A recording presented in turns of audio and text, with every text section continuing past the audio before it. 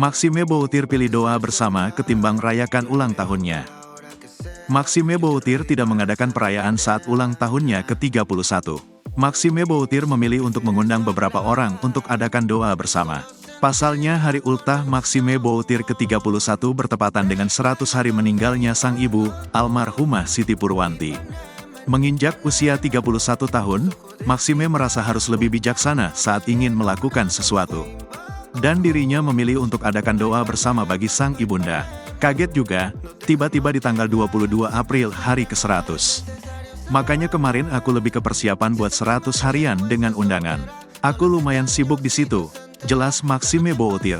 Kegiatan doa bersama untuk peringatan 100 hari kematian ibu Maxime Boutir berjalan lancar. Maxime Boutir pun mengucap syukur akan hal itu, terlebih acara tersebut dibantu oleh kekasihnya Luna Maya. Ia pun meminta satu hal dari Luna Maya dalam rangka merayakan ulang tahunnya yang ke-31, yakni berupa waktu untuk bersama. Hal itu lebih berarti dari kado dan Luna Maya memberikan kue ulang tahun untuk kekasihnya itu. Menurut Maxime, ada hal yang lebih spesial daripada barang yang kerap diberikan di hari ulang tahun. Dia kasih aku kue, aku bilang ke dia untuk tidak beli kado. Aku paling gak bisa dapat kado. Cukup quality time, kata Maxime Boutir.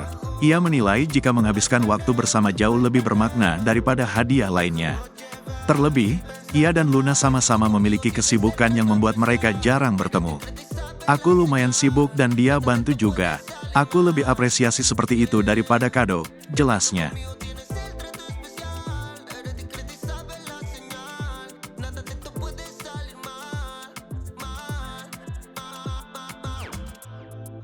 A que suene el celular, yo lo levanto a la hora que sea. Yo estoy ready para hacer la tarea.